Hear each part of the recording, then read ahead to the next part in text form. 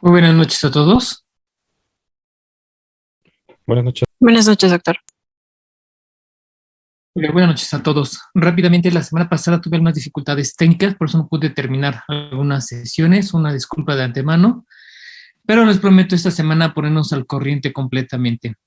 Muy bien, pues el día de hoy vamos a continuar con nefropatías crónicas, la parte 2 de glomerulopatías. Vamos a hablar acerca de unas generalidades para que en las próximas sesiones hablemos un poco de nefropatía diabética, en específico insuficiencia renal crónica y lesión renal aguda. Como les he comentado siempre, las patologías que van a ver y que van a conocer en medicina interna son patologías que van a estar frecuentemente en las diferentes especialidades y que independientemente de cuál sea la especialidad a la cual se vayan a dedicar, estas enfermedades las van a encontrar, las van a ver. Y es responsabilidad de todos el mínimo hacer el tamizaje, el cribado de ellas para disminuir los factores de riesgo de progresión de estas enfermedades. Por eso es muy importante que en cuanto llegue un paciente ante ustedes, sea por lo que sea, ustedes hagan el cribado de enfermedad renal para identificar ese tipo de patología con lujo de tiempo. Y obviamente, como decía un viejo maestro, los ojos no ven lo que el cerebro no conoce, y esto es muy importante sobre todo para que identifiquemos los diferentes tipos de nefropatías. Vamos a dar un rápido repaso a las glomerulopatías, sobre todo desde el punto de vista histológico y funcional, para que ustedes hagan un recordatorio de ellas y sea más fácil su identificación. Rápidamente unos conceptos muy básicos. Ustedes recordarán ya de sus clases de fisiopatología la composición del glomérulo de la nefrona. Y generalmente este tipo de glomérulos va a tener dos estructuras principales que a su vez van a generar compuestos secundarios como es la membrana basal. Y bueno, generalmente lo que tenemos es una serie de ramificaciones a muy pequeña escala de las arterias aferentes. Estas, una vez que ya hicieron un pequeño núcleo de expansión en volumen con el número de capilares, van a volver a congregarse en otra arteriola que va a ser la eferente. Pero digamos que la parte esencial van a ser esta pequeña nube de pequeños capilares que van a formar derivados de las arterias aferentes. Y estas van a estar rápidamente tapizadas por los podocitos. Y los podocitos, a su vez, son extensiones de las células epiteliales de los túbulos que en su porción glomerular van a tener ciertas propiedades aptas para poder cubrir toda la superficie de los capilares y ya conforme a esta estructura y otras, integrar la membrana basal glomerular. Y bueno, a final de cuentas, ustedes pueden también observar que este tipo de podocitos, este tipo de cubierta, no es 100% impenetrable. Realmente tiene demasiados defectos, pero va a tener propiedades bioquímicas que le van a ayudar a mantener cierta impermeabilidad. El objetivo de este glomérulo es lograr una filtración selectiva de ciertos elementos hacia el interior del túbulo y que posteriormente, dependiendo de las necesidades del organismo, se van a ir reabsorbiendo o excretando. Y bueno, al final vamos a tener nosotros la estructura total, la famosa cápsula de Bowman, integrada principalmente por esa extensión de células endoteliales, los podocitos, que es también parte de esta extensión, pero ahora sí adosadas a los endotelios capilares glomerulares. Entre ellas, el mensajio y prácticamente el resto del espacio, pues el espacio de Bowman, que va a estar delimitado por los epitelios parietales del glomérulo. La membrana basal, parte de la estructura principalmente relacionada con los podocitos y el endotelio capilar, va a ser una estructura muy, muy importante, sobre todo en la patogénesis de las diferentes glomerulopatías. Otros conceptos también de importancia que siempre es bueno recordar: los capilares glomerulares van a filtrar de 120 a 180 litros de agua plasmática en 24 horas. Por lo tanto, podemos imaginar que la función es constante y prácticamente se puede sostener durante varias décadas de la vida. También recordar que no se pueden filtrar a través del glomérulo proteínas grandes ni células debido a la estructura que les comentaba. Y la membrana basal va a poseer una propiedad bioquímica muy importante que le va a dar un ambiente negativo. Este ambiente negativo va a repeler otras sustancias negativas como las proteínas y por eso va a evitar su paso a través de la membrana y del glomérulo. Sin embargo, también podemos nosotros conocer que existen algunas proteínas que sí logran pasarlas y son proteínas de muy gran tamaño, como en el caso de la albúmina. La albúmina por sí sola tiene también una carga negativa. Si recordamos, la membrana basal glomerular va a tener ciertos poros que van a ser defectos que los podocitos van a dejar. Estos defectos, estos poros miden aproximadamente 4 nanómetros y si consideramos que la albúmina mide 3.5 nanómetros, pues fácil entender que existe una posibilidad de que puedan ser expulsadas a través de los poros naturales de los podocitos. Sin embargo, la propiedad bioquímica de cargas negativas es lo que va a impedir este paso. Sin embargo, debemos recordar también que algunas alteraciones, sobre todo de la presión hidrostática sobre el glomérulo, puede favorecer también al paso de este tipo de proteínas, porque, vaya, se facilita hasta cierto punto, el tamaño de los poros facilita mucho su difusión. Entonces, situaciones como el catabolismo, situaciones de estrés, el ejercicio, pueden favorecer la pérdida de proteína. Sin embargo, esta pérdida de proteína no tienen que rebasar de los 8 a los 10 miligramos en la orina diarios. Una vez que la albúmina ha logrado pasar, la poquita que ha logrado pasar y se ha logrado filtrar, bueno, rápidamente va a ser reabsorbida gracias a los receptores de amigalina y cubrina que se encuentran en el epitelio de las células del túbulo proximal. Entonces, rápidamente se reabsorbe.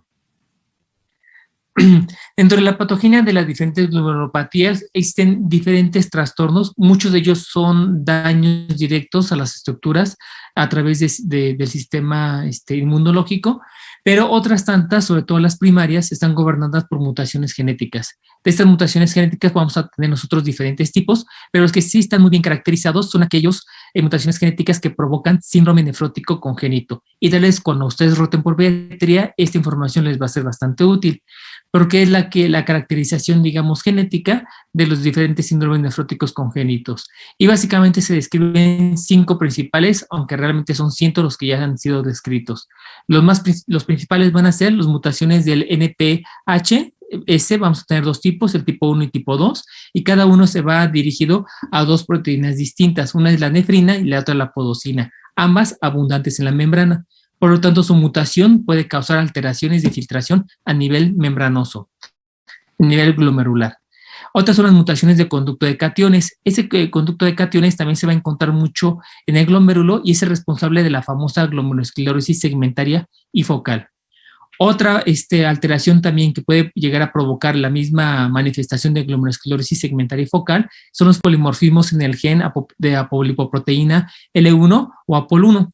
Generalmente es la principal causa de glomerulosclerosis en los sujetos no diabéticos. Como vamos a ver en clases posteriores, la principal causa de glomerulosclerosis en el adulto es la diabetes, pero también hay sujetos que no son diabéticos que pueden cursar con la misma glomerulosclerosis, y esto se debe principalmente al tipo de polimorfismo de este gen.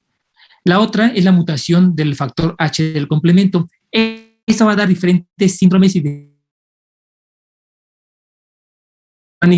se manifiesta como una glomerulonefritis membranoproliferativa, una glomerulopatía C3 o el síndrome hemolítico urémico, generalmente pues una versión algo extraña. Y la última mutación por frecuencia es la mutación de los genes que codifican la lamina AC o el piperar gamma. Generalmente esto es lo que provoca la famosa lipodistrofia parcial tipo 2 o los síndromes metabólicos por glomerulonefritis mesangiocapilar. Estos son prácticamente daños directos al glomérulo también, pero también tanto la mutación del factor H como la que codifica el AC o piperar gamma son bastante raros. En general, en el paciente adulto, las principales causas de la glomerulopatías van a ser glomerulosclerosis y estas van a estar dadas por la hipertensión y la arteriosclerosis. Generalmente se ha descrito en el caso de pacientes con hipertensión la famosa glomerulosclerosis crónica, que es una complicación de la hipertensión maligna, sobre todo cuando ha pasado mucho tiempo sin llevar un verdadero control. Va a haber una necrólisis fibrinoide de arteriolas y glomérulos, va a haber una microangiopatía trombótica, y bueno, esto es progresivo y puede desencadenar insuficiencia renal crónica. Y en el caso de la diabetes, la lesión esclerótica adquirida principalmente caracterizada por el engrosamiento de la membrana basal glomerular principalmente.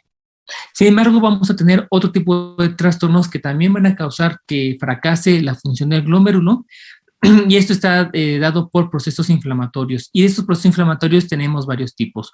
Unos que son idiopáticos, que es casi el 50% de ellos, está caracterizada por una inflamación de los capilares glomerulares. No se va a inflamar como tal el glomérulo o los podocitos, sino son los capilares del glomérulo realmente los que se van a inflamar. Y bueno, tenemos causas autoinmunes. Las causas autoinmunes se categorizan en dos tipos: las exclusivamente renales, que no van a afectar a algún otro vaso a nivel sistémico. De estos son dos: la glomerulonefritis membranosa, y ahí sí anoten esta clasificación porque les va a ayudar mucho a clasificar las diferentes patologías.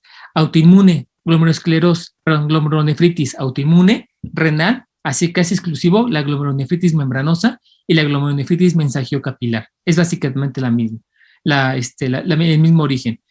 Y las sistémicas, hablamos de glomerulonefritis que participan, o sea, en inflamación de los capilares glomerulares, pero dentro de un compendio de inflamación de diferentes tamaños de vasos.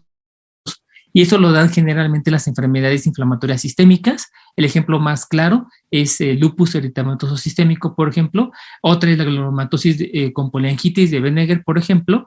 Y ese tipo de afecciones son sistémicos, o sea, se van a inflamar diferentes tipos de vaso de diferente calibre. Y cuando afecta el riñón, nos van a dar a nosotros la glomerulonefritis, pero ya muy particular. Pero en estas situaciones hay que buscar lesiones vasculares en otros sitios.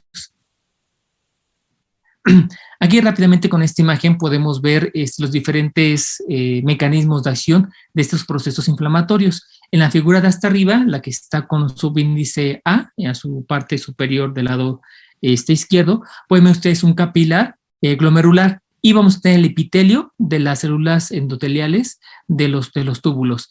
Y aquí podemos tener tres estructuras. Por una parte, el endotelio, el túbulo, el capilar, perdón, y vamos a tener las extensiones de los podocitos. Todo esto es la membrana basal, básicamente. Entonces podemos nosotros encontrar los depósitos de los anticuerpos en diferentes sitios. Los más comunes va a ser en los depósitos subepiteliales, es decir, por debajo de los podocitos, pero por encima del endotelio, y los subendoteliales, los que se van a encontrar en el endotelio y los vasos. Y prácticamente van a ser los dos sitios de depósito. Si esto lo viéramos con tinción, podemos encontrar rápidamente dos tipos de tinciones: la tinción lineal y la tinción protuberante. La primera tinción lineal es básicamente estos mismos sitios, pero evidenciados, son anticuerpos IgG evidenciados por fluorescencia, que sería la imagen B.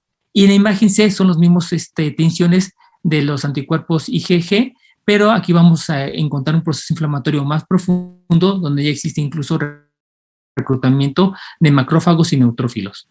Este reclutamiento lo podemos ver más claramente en el esquema D, que es el esquema de abajo, más grande, donde podemos identificar rápidamente la proliferación de extracapilar y endocapilar de ciertas células, esto debido a los procesos inflamatorios. Ese tipo de procesos inflamatorios van a dar, se van a, digamos, exacerbar la respuesta inflamatoria debido a la presencia de oxidantes y de proteasas que van a liberar la misma respuesta inflamatoria.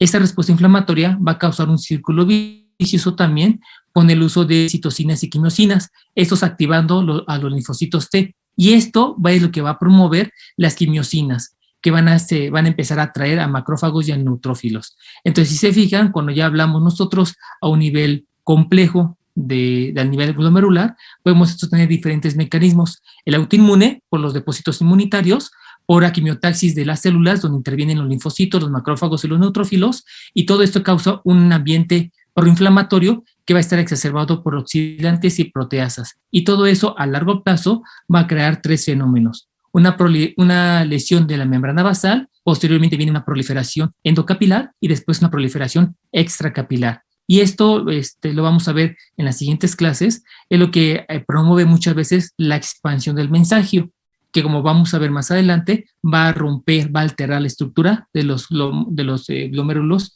de este tipo de glomérulos.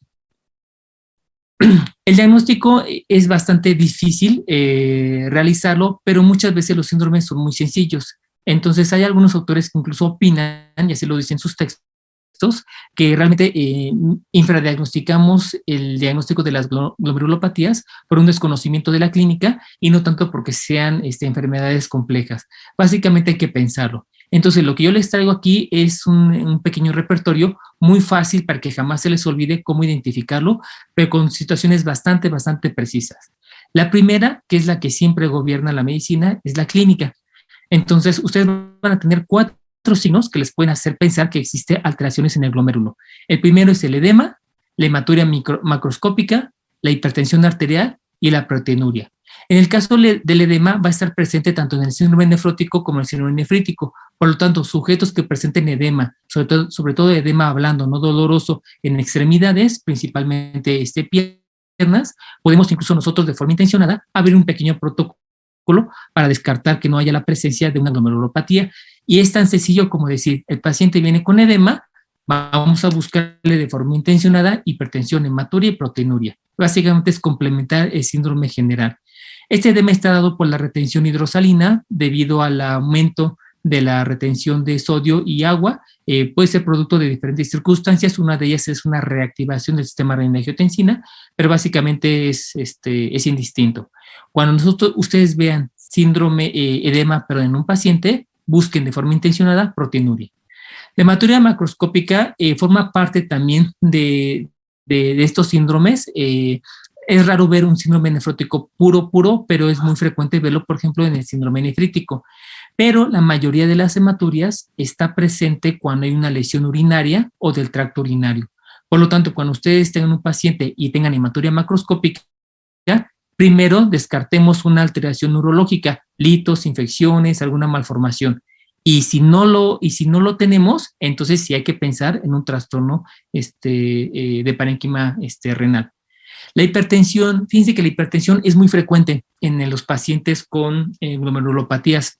Tal vez es el signo más frecuente que hay, pero desafortunadamente tenemos como que vicios en la clínica y nadie piensa que la hipertensión arterial pueda ser de origen renal de primera manera.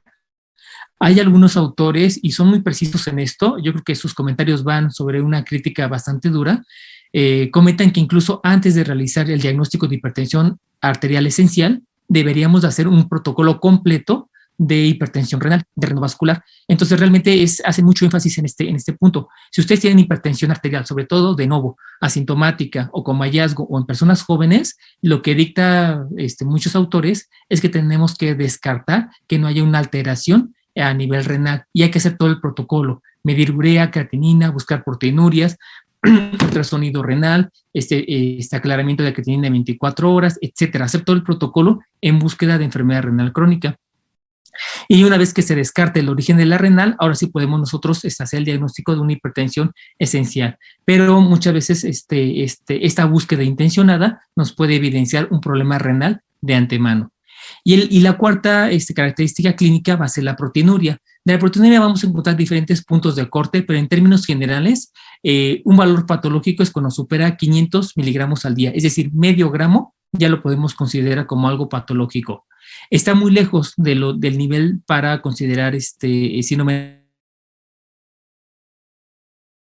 de miligramos al día de proteinuria, ya podemos hablar de algo patológico. Mientras más aumente la proteinuria, más es específico para el diagnóstico de alguna glomerulopatía, por lo tanto sí hay que considerarlo. Ahora, si en nuestro contexto el paciente es un sujeto con edema y proteinuria, es obligado, por ejemplo, ya buscar una enfermedad glomerular de forma inmediata. De la proteinuria, a su vez, tenemos una clasificación que también les va a servir para ir entendiendo muy bien qué es lo que puede estar pasando en el paciente. La proteinuria la vamos a dividir en dos tipos, proteinuria glomerular y proteinuria no glomerular. La proteinuria no glomerular generalmente va a estar dada por patología en dos sitios, la proteinuria tubular y por una sobrecarga a nivel de los túbulos. Y generalmente tanto la proteína tubular como el origen de sobrecarga, ambas se refieren a una pérdida de proteínas de bajo peso molecular, son de cadenas ligeras. En el caso, por ejemplo, de la proteína tubular, está dado por alteraciones de túbulo proximal y generalmente son proteínas de bajo peso molecular. No llegamos al grado de monoglobulinas de gran peso o proteínas estructurales, son muy pequeñas. En el caso de la sobrecarga, muchas veces por un aumento en la producción de este tipo de proteína. Y esto es muy común, por ejemplo, de las cadenas ligeras de inmunoglobulinas, kappa y lambda, que son las más pequeñas, o bien una gamapatía monoclonal, por ejemplo, la proteinuria de Bence-Jones. Ese tipo de cadenas ligeras, digamos, aumentan, logran pasar la membrana y después por saturación comienzan a tirarse. El tamaño es tan pequeño y su respuesta para generar inflamación a nivel del túbulo es tan discreta que realmente no hay una patología progresiva con su presencia. Si bien la propia enfermedad, por ejemplo, las gamopatías monoclonales a largo plazo pueden llegar a ocasionar daño renal, la presencia inicial de este tipo de proteínas de cadena ligera no van a causar algún daño. No así las proteinurias glomerulares, que las proteínas glomerulares sí vamos a tener una pérdida masiva de proteínas y aquí está caracterizada por la pérdida de albúmina. Vamos a tener, por ejemplo, nosotros disminución de albúmina sérica y unas pérdidas masivas a nivel renal. En el caso del lupus puede incluso llegar a perder hasta 20, 30 gramos en un día de proteínas. O sea, así de severo puede ser. Entonces, también este tipo de clasificación pues sirve para hacer todavía un poquito más elegante y fino el diagnóstico. En el mismo contexto de la proteinuria, realmente se ha encontrado mucho una mejor relación acerca del pronóstico y la severidad del problema, midiendo la microalbuminuria. Y realmente muchas patologías, incluyendo la nefropatía diabética, incluyen dentro de sus clasificaciones categorizar la proteinuria, pero como microalbuminuria. Desafortunadamente, su determinación es muchísimo más difícil que la proteinuria. Algunos laboratorios omiten hacerla, por ejemplo, en el laboratorio del Hospital General, uno les marca 1000 veces albuminuria, y aunque ya se ha practicado con los químicos, ellos terminan reportando proteinuria como un símil. Pero sin embargo, perdemos cierto poder pronóstico en la evolución de los pacientes por no medir la albuminuria como tal. Sin embargo, sí se considera un buen marcador y en la medida de lo posible hay que tomarlo. ¿Cuáles son las consideraciones nada más que hay que hacer con la microalbuminuria? Entender cuándo se puede elevar en situaciones, entre comillas, fisiológicas. Y ellas son el ejercicio físico, estar mucho tiempo de pie, la presencia de diabetes, hipertensión, infección de vías urinarias, falla cardíaca, estrés, poliuria, etcétera. Y el protocolo para medir la microalbuminuria consta de hacer en un periodo de 6 meses al menos 3 determinaciones de microalbuminuria. Si al menos 2 de estas 3 mediciones salen positivas, entonces podemos hacer el diagnóstico de microalbuminuria. Si existe alguna duda o solamente obtenemos una de las 3, tenemos que volver a hacer otras 3 determinaciones en un periodo aproximadamente de 6 meses para poder hacer el diagnóstico de microalbuminuria. También para poder nosotros determinar si existe o no un daño glomerular, podemos echar mano de otros recursos que tenemos. Entre ellos están la biopsia. Prácticamente todo tipo de nefropatía glomerular se tiene que hacer diagnóstico a través de biopsia.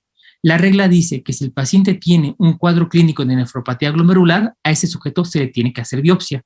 Nos manejan 3 escenarios en los cuales podemos no hacerla por casos de excepción. Uno de ellos es el síndrome nefrótico puro primario en niños de 1 a 10 años. En ellos, como muchas veces es transición, no es necesario hacer la biopsia.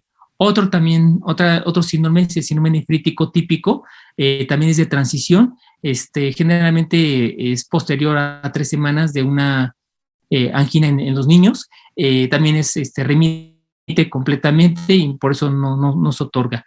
Y el otro escenario que es más común ya para nosotros y es la presencia de síndrome nefrótico o glomerulonefritis crónica en pacientes diabéticos tipo 1 o tipo 2, sobre todo si ya se conoce que existen lesiones microvasculares, por ejemplo en la retina. Entonces en esos casos ya se evita, digamos, se hace una excepción para toma de biopsia, pero el paciente puede tener un cuadro clínico de nefropatía glomerular.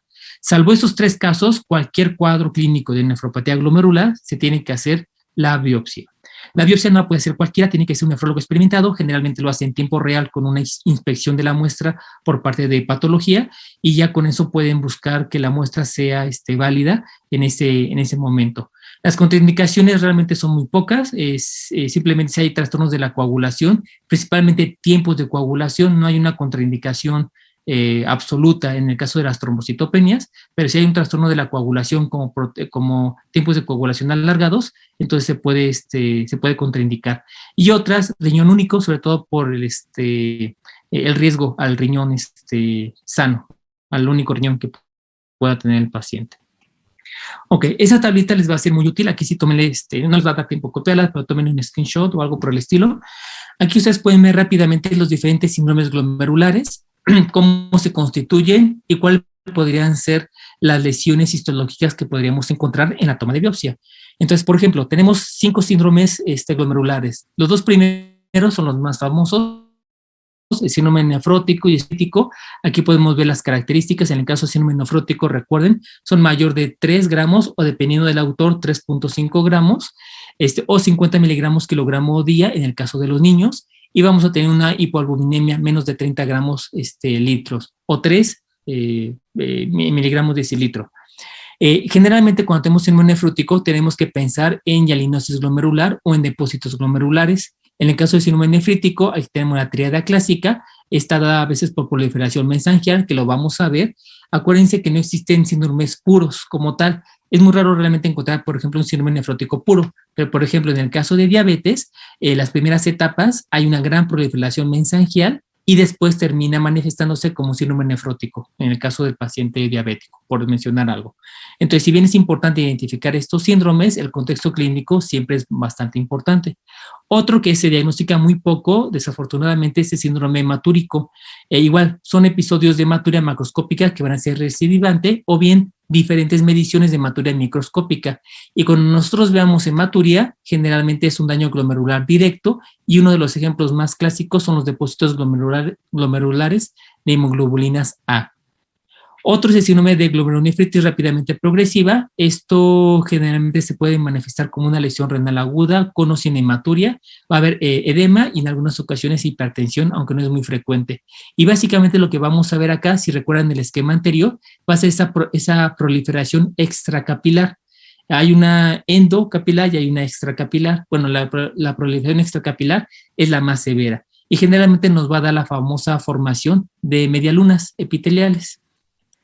Y el otro también, también nada raro, es el síndrome de glomerulonefritis crónica. Aquí vamos a tener nosotros una evolución progresiva hacia la esclerosis glomerular. Básicamente lo que vamos a encontrar. Este síndrome de glomerulonefritis crónica se parece mucho a la formación de nódulos escleróticos en el paciente diabético y generalmente se va a tener casi la misma manifestación. Va a tener una proteinuria bastante intensa, puede o no tener hematuria, va a desarrollar hipertensión y al final va a haber una progresión hacia la etapa terminal de la enfermedad renal crónica. Su manifestación histológica va a ser la esclerosis glomerular. Y eso es muy importante que lo tengan ustedes en mente, sobre todo al momento de que categoricemos a los pacientes.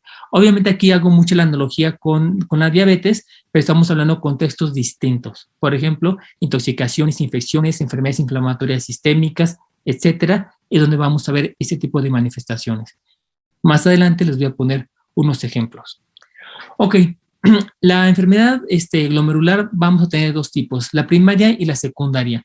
¿Cómo se define cada una de estas? Las primarias generalmente solo se va a afectar el glomérulo y no se va a acompañar de ninguna manifestación clínica o biológica extrarrenal. Va a ser muy puntual. El que se va a dañar va a ser el parénquima renal y de el glomérulo.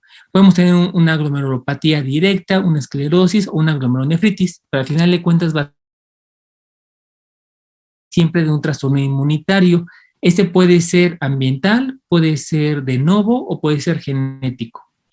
Y las glomerulopatías secundarias, generalmente va a haber una lesión en el glomérulo, también va a estar mediada por inflamación o por complejos, pero generalmente va a estar dada por alguna anomalía extrarrenal. Es decir, vamos a tener nosotros una alteración sistémica que, entre otras cosas, va a golpear el glomérulo.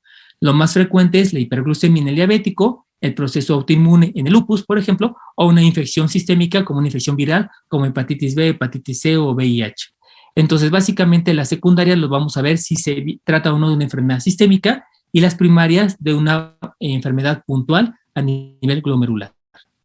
De la misma manera que les dejo una tablita, igual son, digamos, clasificaciones didácticas, sin embargo, en la práctica puede diferir un poco. Por ejemplo, nosotros podemos tener aquí las lesiones glomerulares mínimas, que es muy frecuente, por ejemplo, en algunos niños. Bueno, la mayoría de estas se va a presentar como primarias, es decir, afectarnos única y exclusivamente al glomérulo, pero 1% va a ser una manifestación de enfermedades sistémicas. En el caso, por ejemplo, de las glomerulopatías extramembranosas, la gran mayoría van a ser glomerulopatías primarias, pero hasta un 20% podrían ser secundarias. Y de estas secundarias, lo más común son enfermedades autoinmunes, infecciones sistémicas, cáncer o algunos usos de medicamentos que pueden ser tanto local o sistémicos, pero al final de cuentas va a afectar también como forma secundaria. Y así podemos revisar la gran mayoría. Por ejemplo, la por depósitos mesangiales, generalmente es una primaria, no así las membranoproliferativas, que casi por definición son trastornos de formas secundarias. Y de las secundarias son las mismas: enfermedades autoinmunes, infecciones virales o bacterianas sistémicas, cáncer, hematopatías, globulinemias, hepatopatías o anomalías del complemento, por ejemplo. Y hablábamos en las diapositivas anteriores de las glomerulonefritis extracapilares, las famosas medialunas epiteliales. Estas casi es exclusiva de formas secundarias, es decir, de procesos inflamatorios sistémicos como las vasculitis, vasculitis necrosante, Goodpasture, etcétera, y casi generalmente las medialunas que vean, cada vez que les reporten medias lunas, y creo que esta es pregunta de ANAP, medias lunas piensen en formas secundarias automáticamente.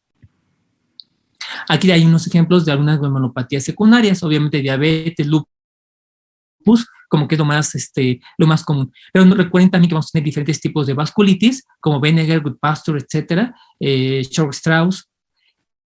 Amiloidosis, que vamos a tener dos tipos, se los voy a mencionar más adelante, pero son, por ejemplo, los depósitos de fragmentos de cadenas ligeras, por ejemplo, CAPI y lambda, o los depósitos de proteínas SA. Las infecciones sistémicas también sigue siendo todavía bastante frecuente y podemos encontrar aquí, por ejemplo, las endocarditis, que no son todavía nada raras, o virales como VIH, hepatitis B, hepatitis C. Vamos a encontrar hemopatías, tumores, hepatopatías, cirrosis, muy común. Secundarias, los AINES, no se les olvide que los AINES ya prácticamente están proscritos. Yo creo que ya ningún médico arriba de 35 años o de 30 años prescribe un AINE.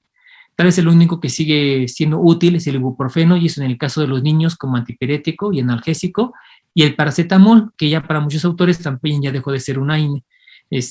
Tal vez sean los únicos. De ahí en fuera, diclofenaco, ketoprofeno, ketorolaco, etcétera, etcétera, ya prácticamente están proscritos por sus efectos adversos.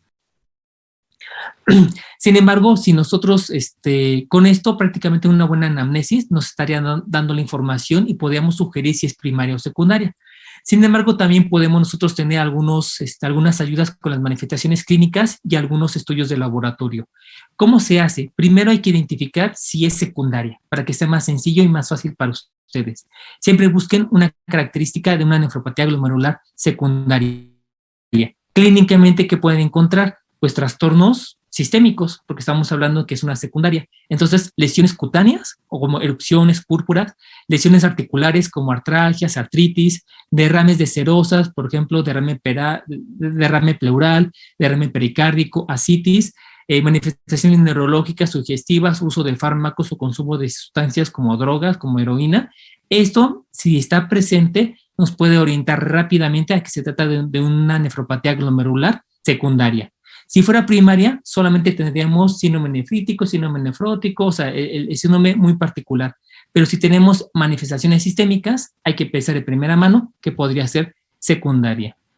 Y lo mismo pasa con algunos paraclínicos. Lo primero que tenemos que utilizarlos es para confirmar que vaya a ser una glomerulopatía secundaria. Por ejemplo, puedo determinar la glucosa en diferentes periodos, ya sea en ayuno, postprandiales, y si el sujeto se encuentra en hiperglucemia, puedo sugerir que se trata de un trastorno secundario. Infecciones sistémicas, no solamente las más comunes como tuberculosis, hepatitis B, C, VIH, no. De hecho, incluso los procesos sépticos pueden llegar a provocar ese tipo de glomerulopatía. Entonces, la toma de hemocultivos buscando bacterias puede ser importante. Parámetros de inflamación, PCR, BCG, leucocitosis, todos ellos nos pueden ayudar para saber si existe un proceso inflamatorio sistémico. Y pruebas serológicas para algunas bacterias, pero sobre todo para virus, para buscar virus muy particulares como los que hemos mencionado. ¿Cómo se considera que una de las principales etiologías de la glomerulopatía secundaria son los procesos inflamatorios? Pues está de ley y de cajón, y es algo obligatorio, hacer la evaluación inmunológica. Entonces, la búsqueda, por ejemplo, de anticuerpos de ANA, anti-DNA, o incluso complemento, la hipocomplementemia puede sugerir autoinmunidad, es obligado en ese tipo de nefropatías. Al mismo tiempo que nosotros tenemos que identificar si es primaria o secundaria, tenemos que poner atención en otros factores de progresión. Son muchísimos, pero yo aquí básicamente les puse 5 para que se lo puedan aprender muy fácilmente. Los factores de progresión son situaciones, son eventos, son elementos que asociados a un síndrome glomerular puede incluso predecir qué tanto el sujeto tiene riesgo de desarrollar una enfermedad renal terminal, o sea, a ese grado.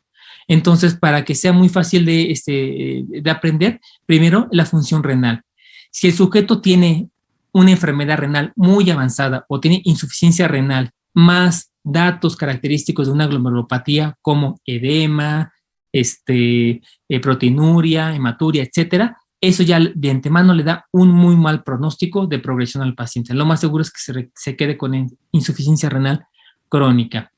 La hipertensión, por sí sola la hipertensión es un factor de riesgo muy malo. Dos situaciones. Uno, el trastorno glomerular puede ser tan severo que incluso ya disfuncione el sistema de regulación de la tensión arterial con activación excesiva del sistema renina-angiotensina y por lo tanto ya sea la hipertensión una manifestación de la enfermedad avanzada o bien de forma primaria la sola hipertensión puede causar un daño a nivel glomerular y provocar que haya una progresión de la glomerulosclerosis. ¿Qué puede existir? Bueno, vamos a tener alteraciones de los capilares glomerulares que va a favorecer a largo plazo la fibrosis del glomérulo.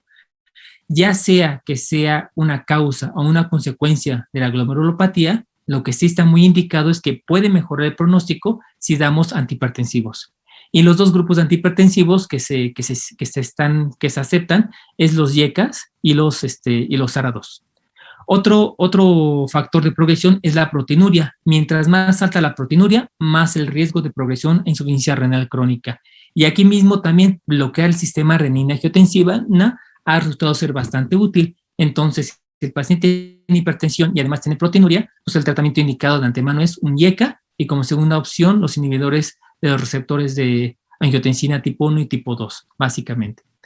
Sexo y raza, si hay mucha diferenciación, hombres y raza negra les va peor, y sensibilidad al tratamiento nefroprotector.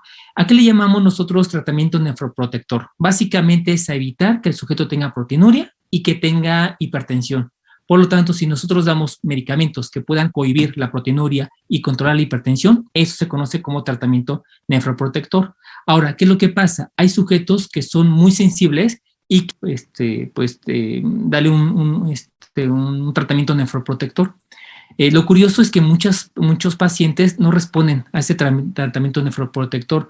Son diferentes puntos de corte. De hecho, estaba buscando yo un artículo que me dijera exactamente cuál es el porcentaje de estos pacientes que tienen esta mala sensibilidad al tratamiento nefroprotector. Y realmente no pude encontrar un dato así duro, pero hay cortes que van desde 30 hasta 50% de los pacientes no va a responder al tratamiento nefroprotector. La situación es que los sujetos que no respondan al tratamiento nefroprotector tienen 50% más de posibilidad de progresar a enfermedad renal crónica, a insuficiencia renal, entonces, y tenerse que dializar. Entonces, realmente también sería un buen parámetro que midiéramos a qué sujetos responden al uso de YECAS, al uso de todas las medidas nefroprotectoras, y si no responden, pues incluso catalogarlos como pacientes de alto riesgo para sufrir la enfermedad.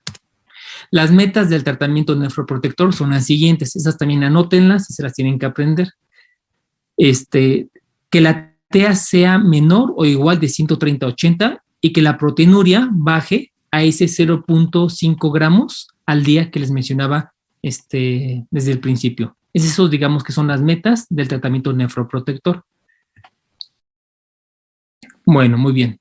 Aquí entraba la primera pausa, creo que voy un poquito lento. Ya lo que resta es nada más darles algunos ejemplos y de cómo entender algunas nefropatías, pero básicamente aprovecho la pausa para que ustedes sean muy acuciosos y cada vez vayan afinando más su medicina. Así como le dicen a Po que tienen que perfeccionar su Kung Fu, que acabo de ver Kung Fu Panda, por eso tengo esa analogía. Así igual el médico tiene que ir perfeccionando su clínica. Entonces, cada vez que ustedes vean un paciente con edema de las piernas o les digan, doctor, es que amanezco hinchado de las piernas, ¿ok? Hagan una pequeña pausa y digo, bueno, ya tengo edema, tengo que buscar hipertensión, proteinuria, hematuria, y váyanse a buscar eso. Si encuentran y pueden integrar una sospecha de un trastorno glomerular, vayan a intentar integrar algún síndrome, cualquiera, nefrítico, nefrótico, hematúrico, el que ustedes quieran. Y obviamente para eso van a tener que solicitar EGOS, determinación de proteínas en orina, o sea, traten de hacer esa pequeña chamba para que no se les vaya a ir un paciente con glomerulopatía. Realmente, por ejemplo, en medicina interna se llega a hacer tanto el ejercicio, y lo más seguro es que ustedes ya hayan detectado uno en este mes, al menos, que es difícil que al internista se le vaya alguno, pero el internista no ve el 100% de los pacientes. Llegan mucha gente a cirugías, llegan con hipertensión y el anestesiólogo está más preocupado que se le baje la presión para que pueda pasar a cirugía, que si la hipertensión no tendrá algún origen renal o algo por el estilo, ¿no? Si ven al paciente hinchado de las piernas, hasta el similar les da un poco de diurético, pero no lo hacen más allá, o sea, no le estudian que tal vez ese edema casual, esporádico, espontáneo que tiene el paciente se deba tal vez a una enfermedad glomerular. Entonces, esos pequeños deslices es lo que hace la diferencia para no poder diagnosticarlo muy bien. Bueno, recuérdenme rápidamente, les platiqué la anécdota de la señora con enfermedad renal crónica y que tenía enuresis. No, doctor, No, dijo que lo iba doctor. a contar. Se los iba a contar, ¿verdad? Sí. Creo que se los conté al grupo de pregrado. Bueno, ahorita se los cuento más adelantito. Oiga, doctor, Bueno, yo tengo una duda. Adelante. Para estos casos, ¿el N-gal es sensible? ¿La prueba de N-gal? Ok, el N-gal lo vamos a ver más adelante, pero digamos que el N-gal va a funcionar como un marcador de isquemia. Generalmente en este tipo de procesos, como son autoinmunes en su gran mayoría, no tenemos realmente nosotros un sacrificio isquémico de las células del epitelio endotelial.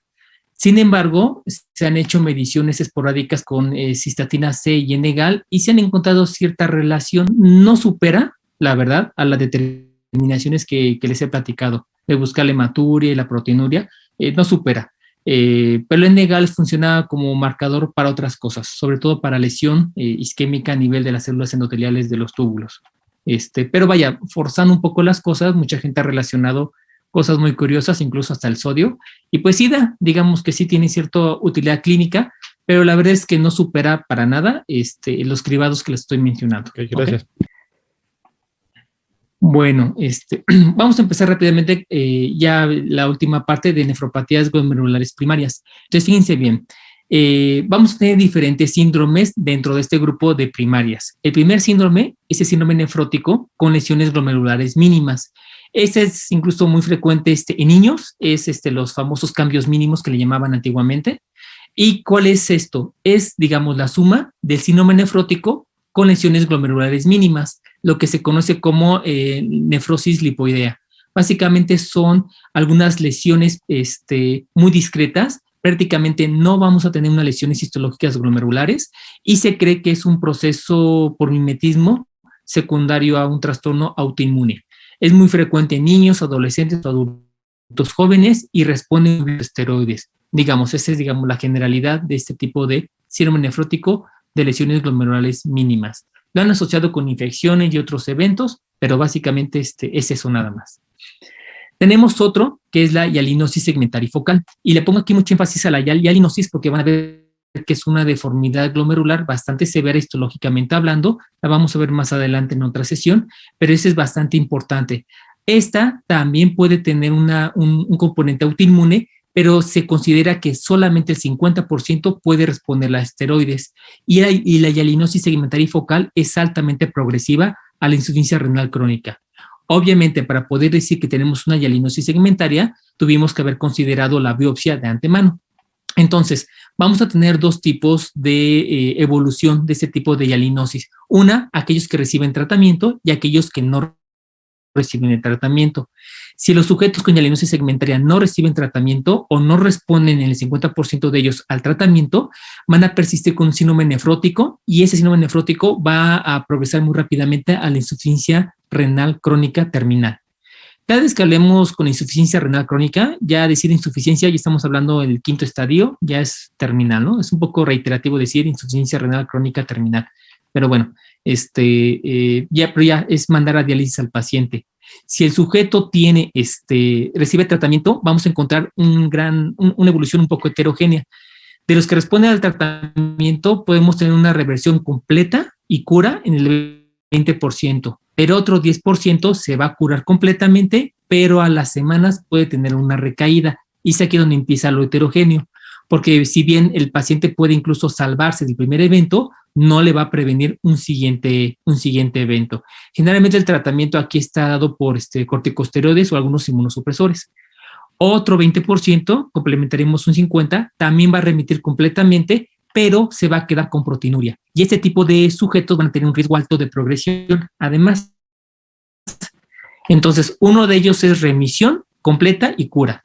Remisión con recaída y otro remisión con proteinuria. Y ahí tenemos ese 50% que les comento que va a responder al tratamiento. El otro 50% de antemano no responde al tratamiento inmunosupresor con corticosteroides y se dice que es resistente a los esteroides.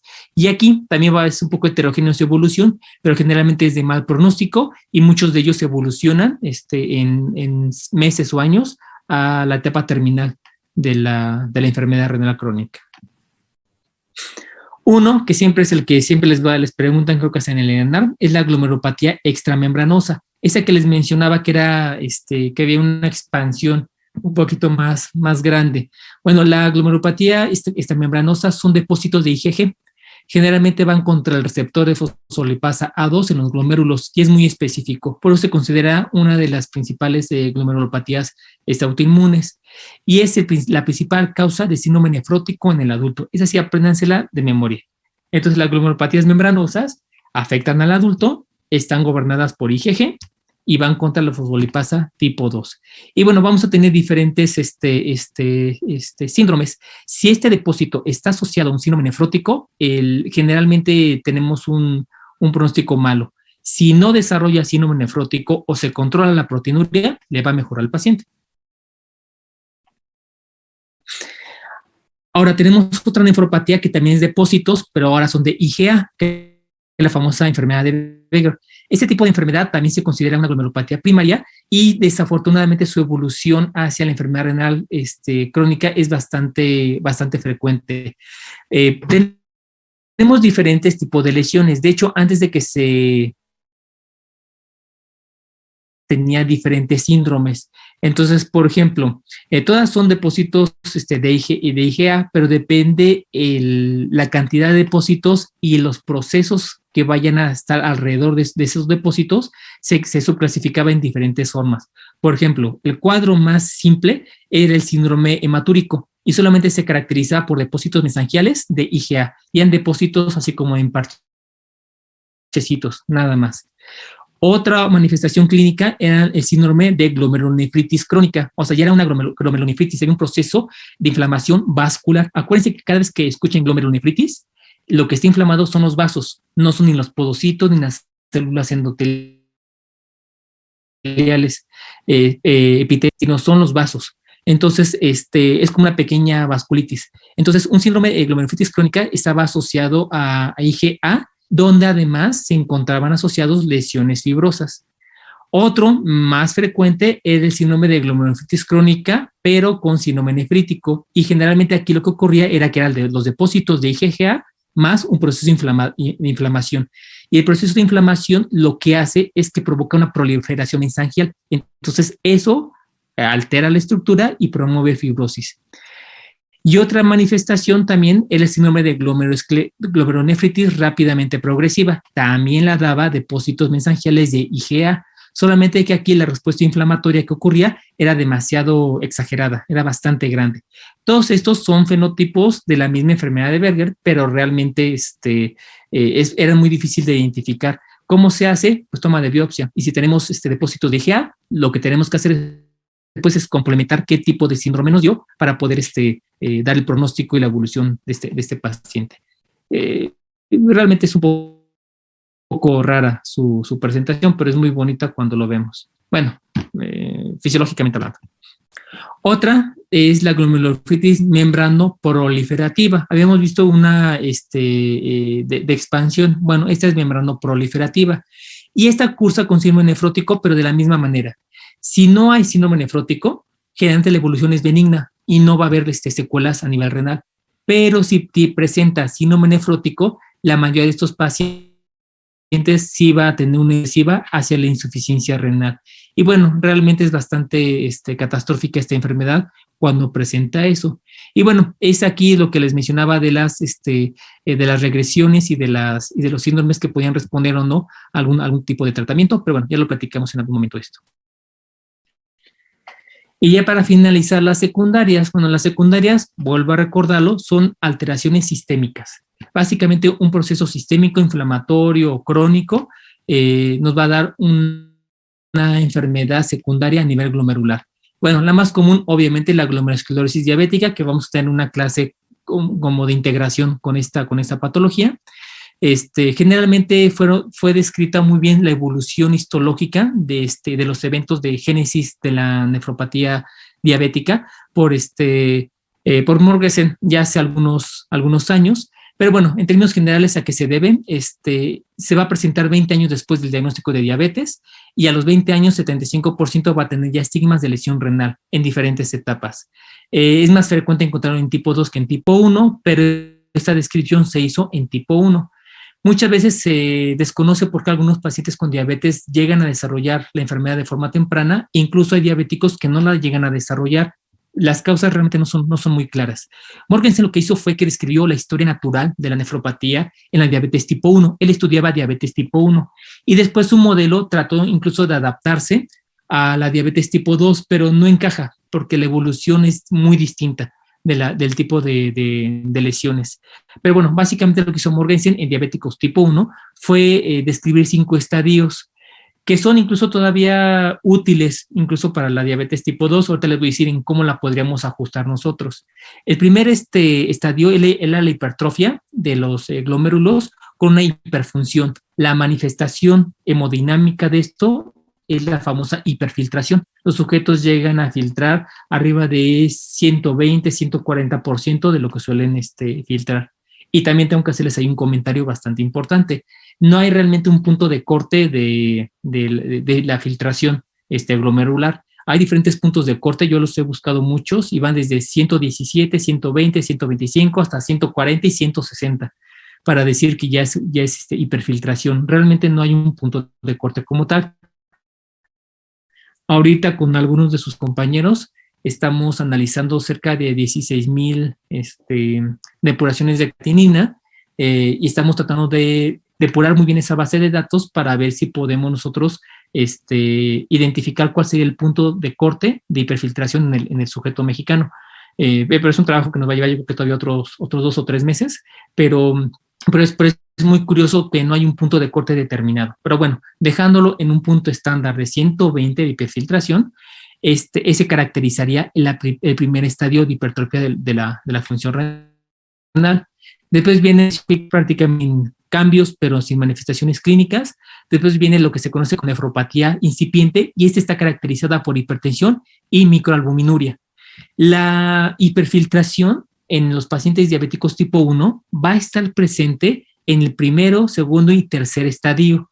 O sea, todavía incluso va en la nefropatía incipiente, yo puedo tener incluso una tríada de hipertensión, microalbuminuria e hiperfiltración debido a estos cambios persistentes. Ya en la nefropatía clínica manifiesta, digamos, ya no podemos hacer reversible la enfermedad y prácticamente ya brincamos al otro estadio de gravedad. Y aquí se manifiesta principalmente como macroproteinuria. Todavía el borderline sería la nefropatía incipiente, donde se podría hacer algo tal vez, pero ya brincando a la nefropatía clínicamente manifiesta, perdemos la parte de macroproteinuria.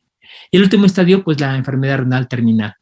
Si ustedes quieren ajustar un poco la clasificación de Morgensen en el diabético tipo 2, jueguen de esta manera. Solamente consideren la etapa 1, la 3 y la 4, así en términos generales. Entonces, etapa primero, hiperfiltración. Etapa 2, micro. Y etapa 3, macroproteinuria. Sería así como que la forma de utilizar Morgensen en el paciente diabético tipo 2, pero en serio la fisiopatología es muy distinta y Morgensen no se hizo para diabéticos tipo 2, sino para tipo 1. Bueno, aquí estaría en Morgensen, pero prácticamente ya lo platicamos. Ahí se los dejo nada más como breviario. Y el otro ejemplo de glomerulopatía secundaria muy característico es el lupus eritematoso sistémico. Obviamente vamos a tener nosotros una enfermedad autoinmune a nivel sistémica, y esto generalmente va a afectar en un gran porcentaje a los pacientes con una glomerulopatía secundaria. Se cree que alrededor del 50% de los pacientes con lupus va a desarrollar este tipo de nefropatía, y generalmente la aparición de los anticuerpos antinucleares, del anti-DNA, del consumo de complementos, se van a presentar antes que la glomerulopatía. Por lo tanto, si ustedes piensan en un paciente que tiene características de lupus y ya tiene presentes esos anticuerpos, tienen que buscar de forma intencionada la glomerulopatía secundaria. Por ejemplo, los que tienen el 108, le den una leída a la paciente de la cama 28. Es un lupus así con una manifestación de un síndrome nefrótico precioso. Digo, lástima por la paciente, me refiero a bonito el cuadro, obviamente con las consideraciones propias al paciente, pero eso es un cuadro muy evidente. Con ese van a aprender mucho de la nefropatía lúpica. Entonces revisen ese expediente si tienen todavía oportunidad. Y bueno, en ese tipo de pacientes es indispensable la toma de la biopsia. Las contraindicaciones de la toma de la biopsia son prácticamente riesgo alto de sangrado o actividad de lupus, básicamente son las únicas. Y la Sociedad Internacional de Nefrología elaboró ya una clasificación de los 6 estadios de la nefritis lúpica, que es la que ustedes ven en pantalla. Básicamente van a ver los primeros 2 estadios, proliferación mesangial, pero la primer estadio no va a haber alteraciones clínicas. Después va a haber una nefritis focal, difusa, membranosa y hasta la esclerótica. Otras, ya para finalizar esta charla, son muchas más que van a dar secundarias. Por ejemplo, hablábamos anteriormente de la amiloidosis, depósito de proteínas de amiloidosis en infecciones crónicas. Prácticamente el depósito de algunas de estas proteínas en diferentes tejidos obviamente va a causar la presencia de muchos depósitos proteínicos insolubles en algunos tejidos, y obviamente las consecuencias que ya habíamos platicado anteriormente. La vamos a dividir en 2, amiloidosis AA y la AL, dependiendo mucho de la etiología. Por ejemplo, la primera es por infecciones, inflamaciones crónicas, y la secundaria por depósitos de cadenas ligeras, no sé, una gamapatía monoclonal, por ejemplo. Las infecciones, nos referimos siempre a las sistémicas, hepatitis B y C, virus de hepatitis B y C y VIH. No olvidar las infecciones ocasional. Problemas hematológicos, leucemias, linfomas, tumores malignos sólidos, gástricos, por ejemplo, colon, intestinales, hepatopatías, cirrosis y demás. Ok, muy bien. Con esto finalizaríamos esta segunda parte de nefropatías, y ya vamos a entrar a 3 patologías muy puntuales, que va a ser la nefropatía diabética, la insuficiencia renal crónica y la lesión renal aguda, que, como les digo, también les va a servir mucho para la práctica clínica, para que ustedes puedan incluso ya empezar a manejar ese tipo de pacientes. Insisto, todavía les queda un mes bastante largo de medicina interna. Empiecen a practicar, júntense con el residente que más confianza le tengan, y traten de identificar alguna lesión renal aguda, crónica, que les enseñen a tratarlas, y para no tener miedo, realmente por patologías, a diferencia de otros especiales, estoy completamente seguro que la podemos ver 3 o 4 pacientes en el pabellón. Entonces traten de hacer este tipo de ejercicios para que vayan perdiendo el miedo y cada vez más familiarizándose con el diagnóstico y con los tratamientos. Muy bien, chicos, no sé si alguno tenga alguna duda o alguna pregunta.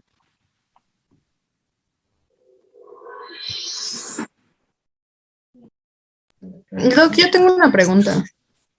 Adelante. Bueno, es que he visto que para los pacientes que tienen enfermedades renales, bueno, que ya tienen una enfermedad renal crónica, ya en diálisis y demás, que el paciente necesita mantener niveles específicos había visto se me fue de hemoglobina, y que pues por eso obviamente cuando se le administra la eritropoyetina tiene que ser un X cantidad de unidades, pero no sé ahí cómo sé que los rangos son diferentes a los normales, pero ahí en qué nos...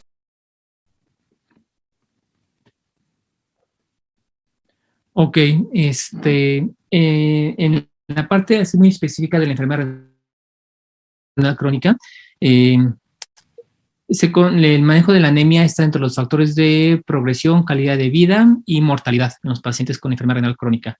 Hay diferentes puntos de corte, van desde 11 hasta 11.5 las guías latinoamericanas de hemoglobina mínima para que el paciente no sufra trastornos de isquemia a nivel periférico y demás. Lo ideal sería que tuvieran una hemoglobina lo más cercana a lo posible, pero como lo vamos a hablar en su momento, la anemia en los pacientes con enfermedad renal crónica se ha vuelto ya multifactorial. Entonces necesitamos nosotros evaluar muchas cosas, desde los depósitos de hierro hasta la capacidad hematopoyética de la propia médula, más aparte los trastornos extrínsecos de la médula ósea. Básicamente, si tú logras mantener unos niveles de hemoglobina normales en el paciente con enfermedad renal crónica, mejoras funciones, pronóstico, o sea, hasta la mortalidad se ve impactada. Pero si ustedes recuerdan algún paciente, se darán cuenta que llegan con hemoglobina de 6, 7, en el mejor de los casos 8, muy lejanos de ese 11, 11.5 que dictan las diferentes guías. Entonces, obviamente aquí se habla de un mal manejo, o sea, los pacientes están muy deteriorados en muchos sentidos. Pero bueno, en teoría se buscaría ese tipo de cifras. Y no solamente con la hemotransfusión. La hemotransfusión es el último recurso. Yo tengo que evaluar antes que los sujetos no tengan alguna alteración intrínseca de la médula ósea que no les impida generar su propia sangre. Si solamente es deficiencia de eritropoyetina, pues se la administras y ya. Pero muchas veces los sujetos les hace falta hierro, pero ya les están metiendo eritropoyetina. No se puede. O bien están metiendo altas dosis de eritropoyetina, el paciente ya está hipertenso, pero el sujeto ya tiene mielofibrosis, entonces ya no tiene células hematopoyéticas que respondan a esa eritropoyetina. Entonces, ¿para qué le dan tanta eritropoyetina? Realmente sí se puede observar un descuido en muchos sentidos de este aspecto en los pacientes con enfermedad renal crónica. Pero bueno, ya no quiero decir más porque se lo voy a guardar para el tema de insuficiencia renal crónica. Ok, chicos, ¿alguien más tiene otra duda, otra pregunta? Gracias, doctor. Okay. Adelante.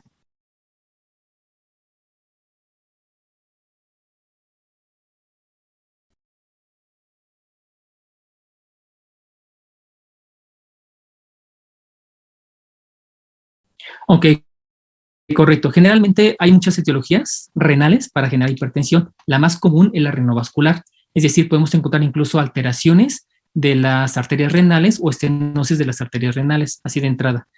Pero incluso la misma progresión de la enfermedad renal crónica te va a generar hipertensión también. Generalmente los estadios 3B a 4 ya te empiezan a generar hipertensión arterial. Entonces, ¿qué es lo que tienes que hacer? Sospecharlo primero. Toda gente menos de 40 años de edad que desarrolla hipertensión, hay que buscar hipertensión secundaria. Y de la secundaria hay muchos orígenes, cardíaca, simpática, endocrina y renovascular. Entonces, podríamos empezar por la renovascular. Lo primero que se tiene que hacer es un ultrasonido para ver la forma, anatomía y el Doppler para ver la circulación de las arterias renales. Eso sí podríamos empezar directamente con eso.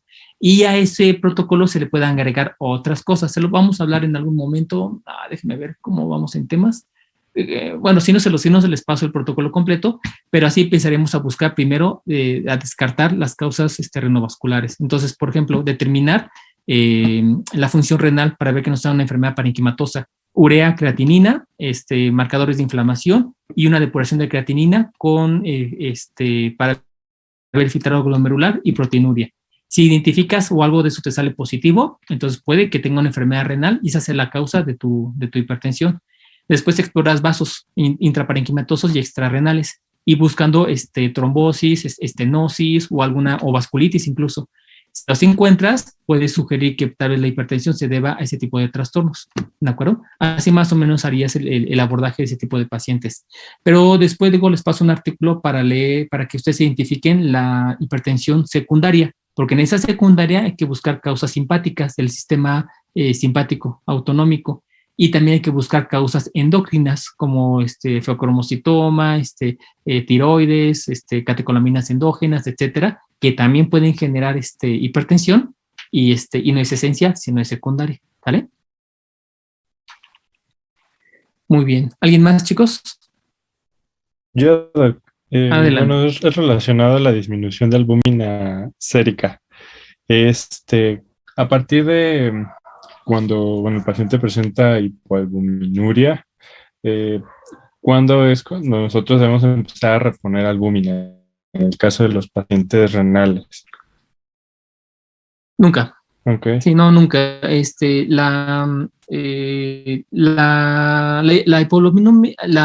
disminución de albúmina a nivel sérico es la manifestación de puede ser de dos cosas, de la disminución de la síntesis a nivel hepático, etcétera, etcétera, o la pérdida renal.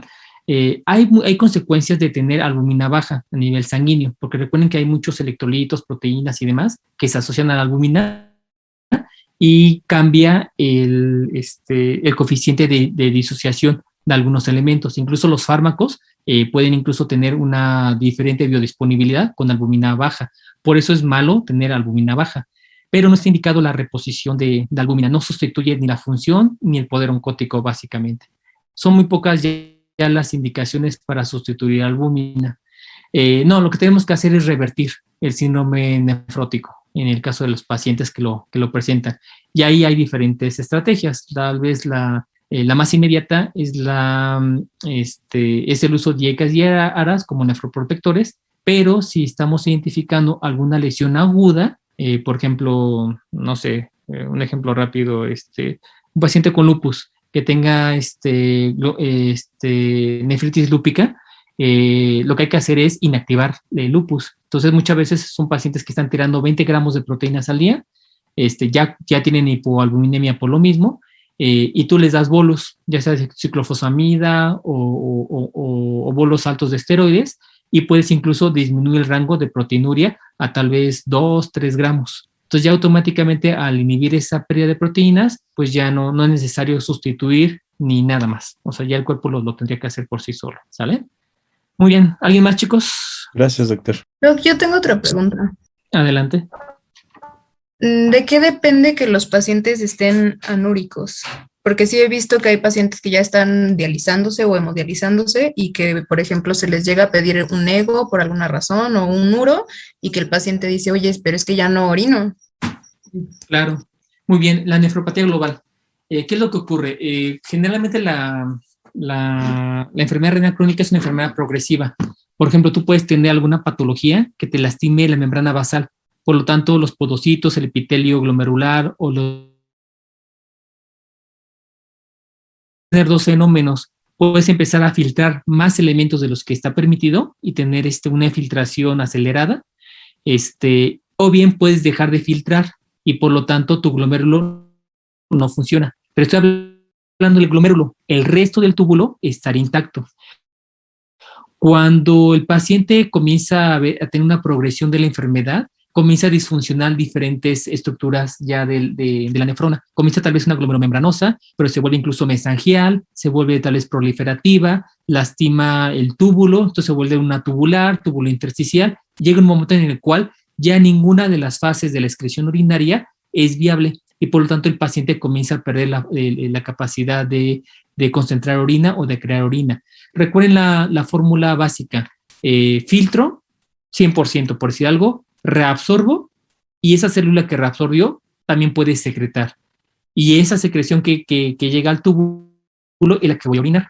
Entonces, a muchos pacientes, por ejemplo, tienen íntegra todavía la filtración, pero ya no pueden reabsorber, o bien reabsorben, pero ya no secretan, o bien desde el principio el glomérulo deja de filtrar, por lo tanto no importa que yo tenga íntegra la etapa de reabsorción y secreción, ya no voy a orinar. Entonces muchas veces ya se considera una nefropatía global. Entonces ya tengo diferentes daños en diferentes estructuras, y esto es muy común, o sea, tampoco hay patologías puras. Hay gente que tiene daño tubular, pero realmente es túbulo intersticial. Y si esa túbulo intersticial se expande a túbulos contorneados, en cualquier momento va a afectar el glomérulo o la vascularidad de los túbulos de los vasos peritubulares y vamos a tener ya una nefropatía global al final de cuentas. Ese es por lo cual los sujetos dejan de orinar, prácticamente ya no tienen nefrona que realice la filtración. Pero ya son etapas bastante avanzadas. Algo que pasa con los sujetos con hemodiálisis, y lo van a observar ustedes, o ya les tocó de seguro verlo, es que si los hemodializamos o los ultrafiltramos, sacrificamos la circulación del riñón, la poquita que tenía, y muchas veces por eso nos acabamos en la función renal residual que tenían los pacientes. Y si el sujeto orinaba 500 mililitros o 250 mililitros en 24 horas, el pasarlo a muchas sesiones de hemodiálisis sin tener la precaución de la ultrafiltración, agotamos y nos acabamos su función renal residual. Y ahora sí, ponemos en un verdadero aprieto al paciente, efectivamente. Muchas gracias, doctor. No, de qué, chicos. Bueno, ahora sí ya llegamos al final de la hora. Si no sé si tengan alguna otra pregunta, otro comentario.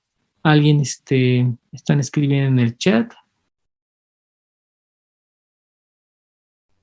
Ok, preguntan en el chat si en los síndromes nefróticos con edema refractaria o hipovolemia tampoco estaría indicada la albúmina. No, tampoco. Fíjense que la albúmina causó mucho tabú. Muchos pensaban que si yo daba, por ejemplo, albúmina, redistribuía la retención hídrica. O sea, como que la albúmina tenía un poder mágico que jalaba el agua de los tejidos y los metía a los vasos sanguíneos. O bien que aumentaba mucho el poder oncótico. Entonces había gente que daba albúmina y furosemide y supuestamente hacía orinar a los pacientes.